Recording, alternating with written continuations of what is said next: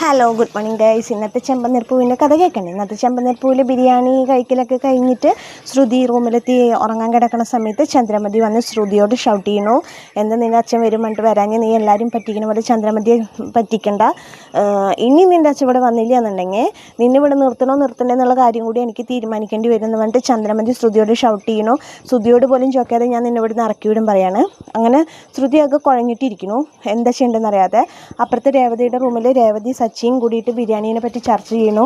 അപ്പോൾ രേവതി ചോദിക്കണം സച്ചിയോട്, സത്യം പറ സച്ചിയേട്ടൻ, അത് സച്ചിയേട്ടൻ മേടിച്ചു കൊടുന്നല്ല ചോദിക്കണം. അപ്പോൾ സച്ചി പറയണം, നല്ല രേവതി, ഇതെനിക്ക് നേർച്ച കിട്ടിയത് തന്നെയാണെന്ന് പറയുന്നു. പക്ഷേ സച്ചിയുടെ വായിൽ തന്നെ ലാസ്റ്റ് വരണു, അത് ഞാൻ മേടിച്ചു കൊടുക്കുന്നതാണ്, 1500 രൂപ എൻ്റെ ചിലവായാൽ എന്താ, എല്ലാവരും സന്തോഷത്തോടു കൂടിയ ബിരിയാണി കഴിച്ചില്ലേ എന്നൊക്കെ പറയാണ് സച്ചി രേവതിയോട്.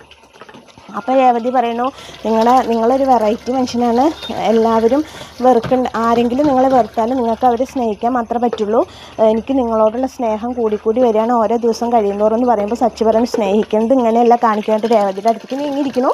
ചേർന്ന് വരുമ്പോൾ രേവതി അവനെ തട്ടിമാറ്റിയിട്ട് ഇപ്പോൾ ട്രിപ്പില്ലേ എന്ന് ചോദിച്ചിട്ട് സച്ചിനെ അങ്ങനെ അവിടെ നിന്ന് പറഞ്ഞയക്കുന്നു. അതാണ് സച്ചി രേവതി തമ്മിലുള്ള. പിന്നെ പിറ്റേ ദിവസം ബ്യൂട്ടി പാർലറിൽ ശ്രുതി മീരയും കൂടിയിട്ട് സംസാരിച്ചിട്ടൊരു തീരുമാനത്തിലെത്തുന്നു. ശ്രുതി മീരയോട് പറയുന്നു, നമുക്ക് എന്തെങ്കിലും ഉടനെ ചെയ്യണം. അപ്പോൾ മീര പറയുന്നു, ഇല്ലെങ്കിൽ ആൻറ്റി എന്നെ ഇറക്കി വിടുമെന്ന് പറയുന്നു. അപ്പോൾ മീര പറയുന്നു, നമുക്കൊരു കാര്യം ചെയ്യാം, ഇളയച്ചനെ കൊടുന്ന പോലെ അച്ഛനാന്ന് പറഞ്ഞിട്ട് ഒരാളെ കൊണ്ടുവരാമെന്ന് പറയണം. അപ്പോൾ ശ്രുതി പറയണേ, അതൊന്നും ശരിയല്ല, നമുക്ക് ഒരു പ്രാവശ്യം കൂടി ഇളയച്ചനെ തന്നെ കൊണ്ടിരിക്കുകയെന്ന് പറഞ്ഞിട്ടുള്ള പ്ലാനിങ്. അങ്ങനെ പിറ്റേ ദിവസം ക്ലൈമാക്സ് ആയിട്ട് വരുന്ന ശ്രുതിയുടെ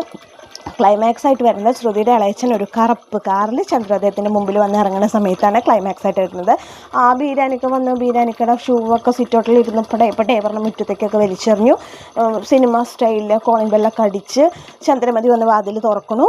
ബീരാനിക്കേനെ കാണുന്ന സന്തോഷം കൊണ്ട് മുഖമൊക്കെ വിടർന്ന് അകത്തേക്ക് കയറ്റിയിരുന്ന ശ്രുതിമോളെ, ധാരാ വന്നേക്കണേ നോക്കിയെന്ന് പറഞ്ഞിട്ട് ശ്രുതിമോളോട് അതുവരെ ഇല്ലാത്ത സ്നേഹത്തിൽ വിളിക്കുന്നു.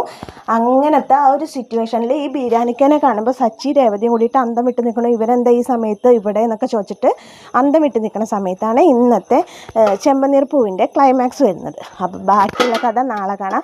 എൻ്റെ കഥ ഡീറ്റെയിൽ ആയിട്ട് എൻ്റെ ചാനലിലുണ്ട്. കഥ കണ്ട് ഇഷ്ടമായ കൂട്ടുകാരെ എൻ്റെ ചാനലൊന്ന് ലൈക്ക് ചെയ്യുക, ഷെയർ ചെയ്യുക, സബ്സ്ക്രൈബ് ചെയ്യുക. അപ്പോൾ ഓക്കെ, താങ്ക് യു.